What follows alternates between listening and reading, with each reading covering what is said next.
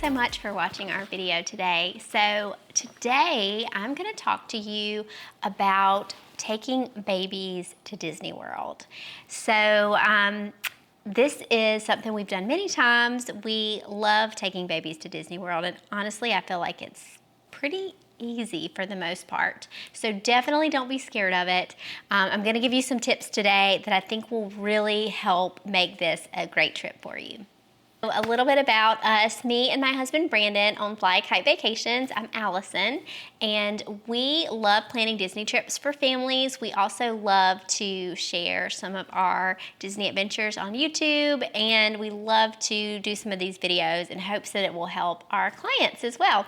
So we do have 4 kids that range from 1 to 10. So we are just getting out of the baby phase for our last baby, and Finn is officially a toddler. But while everything is still fresh in my memory, I want to go over some things that has helped us over the years. We have taken babies at many different ages. Our youngest, we took Finn at 7 weeks old, but we've also taken all of our kids as babies from 5 months to 7 months to 9 months to 10 months, just tons of different, in that little baby range. So what I'm going to talk to you today specifically is more of that 0 to 1 age before they really start walking and kind of toddling around and officially becoming a toddler. So let's get into some of those tips. Okay, so tip number 1, and what I think is one of the most important tips, is to use the baby centers. What are the baby centers? You might wonder that, but believe it or not, Disney World has baby centers at all 4 parks. We do have a video that honestly is not my favorite video, and it's kind of one of our earlier videos, but I'm gonna link it so you can see, because towards the end of that video there is a map that will show you where each baby center is located in each park. So I think that will be helpful for you. But basically the baby centers are amazing. They have and honestly it does vary on which one you go to, but most of them are really, really good, and they have separate areas. So you have like a changing area with tables, and there's attendants in there too to kind of help you make sure everything's clean, and they'll put different paper mats down, but you'll have like a changing room. You'll have a nursing room that's kind of quiet and closed off. It has rocking chairs in them. There's places for you to charge your phone and things like that in the nursing area. And then there's also kind of there's an area usually that has like a TV or a table or something like that. So maybe if you have like some toddlers or something, or some younger kids that need to go in there, and kind of sit with dad while you go and, nurse the baby or something like that, that is an option too. And then the other thing they have at the baby centers is usually there is kind of a little area that you can buy some supplies, like maybe you ran out of diapers or wipes, or I've even seen formula there. I've seen there's bottle warmers there if you're bottle feeding but you need a bottle warmer. So I mean, just really great tool to have, and it's just a nice quiet spot that you can get away to with your baby. Okay, so tip number 2 when you're taking a baby to Disney World is wear your baby. This is just a few things that we've taken over the years. I loved the wrap. This is just the boba wrap here. Loved using this specifically with my young babies. When Finn was 7 weeks old, he pretty much stayed in this almost the whole time during our park days. I loved how comfortable it was for me to wear. I loved that it fit into this little bag and I could throw it under the stroller. It's nice and thin and cool.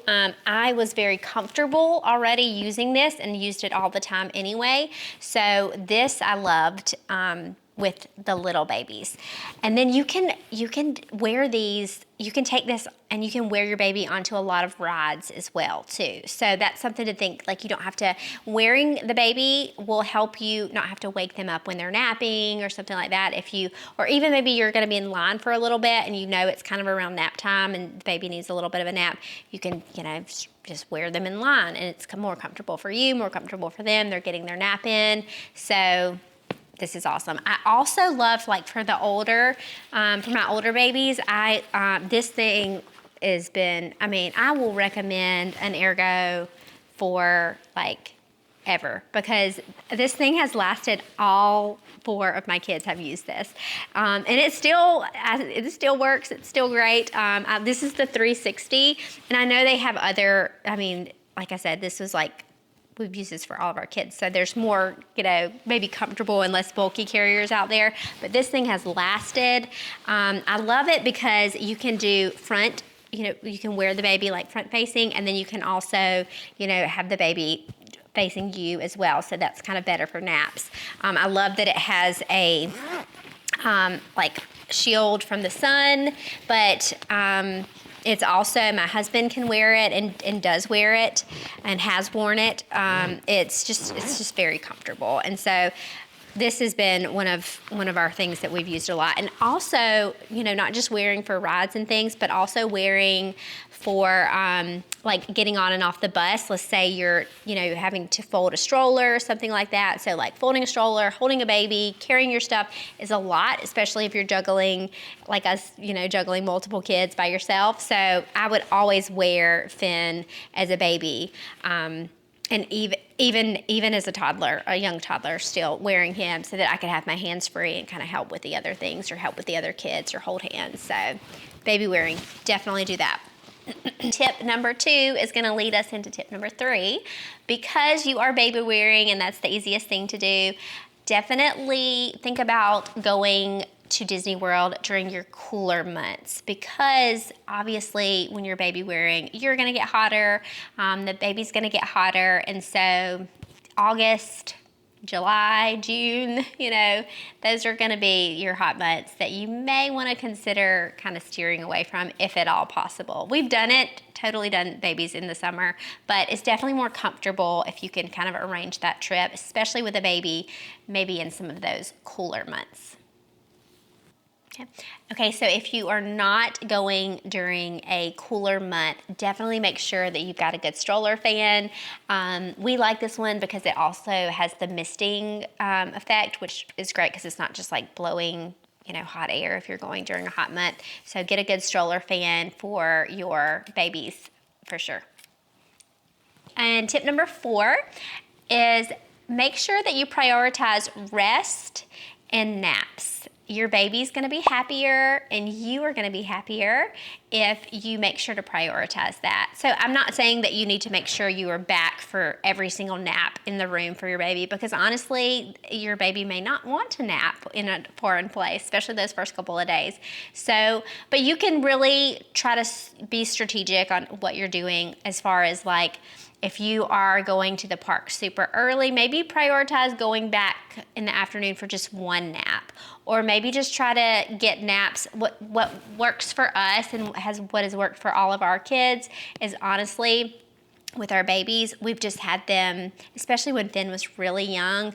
I mean, he just napped in the carriers, and we didn't really worry about going back for naps too much, because my kids have never been great at like napping in places that are not at their home. So we've just tried to do really good stroller naps, really good wearing naps, maybe just trying to figure out ways to prioritize that in the park. But then when it comes to leaving, we didn't try to stay super late. We tried to kind of get back towards their normal, bedtime, like 7, 8 o'clock a lot of times. Or we would try to do rest days and not do like park after park after park. So just making sure that in some way you are prioritizing rest, whether that's through naps, whether that's through going in early, whether that's through creating rest days in your itinerary. So tip number 5 is going to center around eating, because obviously with your babies, you want to keep them rested well and you want to keep them fed well to make sure you have a successful trip.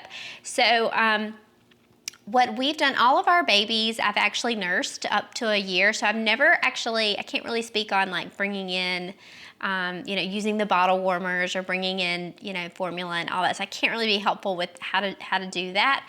But we have, once our babies have started eating solid foods, we've tried to make sure to bring in things that they will eat when they're at home. So like for our little babies, I usually would try to make some homemade pouches. And so I would just bring those from home because I knew that was something they were already used to and their bellies were already comfortable with that.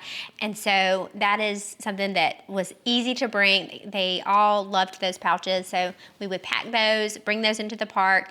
And then also having like a little bag of baby snacks like puffs and like yogurt melts or little teethers, things like that that were easy to bring in because you know they're going to be eating more and they're going to be eating more frequently. Yeah, their naps are going to be off and therefore their eating schedule is going to be off a little bit. So they may be snacking a lot more frequently than they would be at home. And also going back to if you're you know, nursing or you may need to kind of nurse more frequently because especially as they get older, they're going to get more distracted when they're nursing. So you might have specific times that you would nurse at home, but I would find that like I would need to maybe nurse a little more frequently because you know, my babies were not, you know, getting full, you know, they were snacking more than they were really, you know, taking in a full feeding. So we had to do that a little more often. And also during the summer when it was hot, we'd have to kind of nurse a little more often as well. So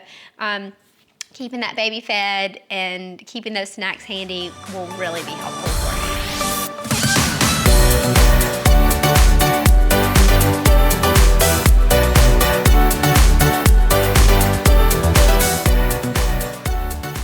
So thank you so much for watching. I hope some of these tips were helpful. And then lastly, I just want to say, again, just don't be afraid to take a baby to Disney World because really, honestly, sometimes that's easier than a toddler. They, you know, like I said, keep them fed, keep them rested. They're going to do great.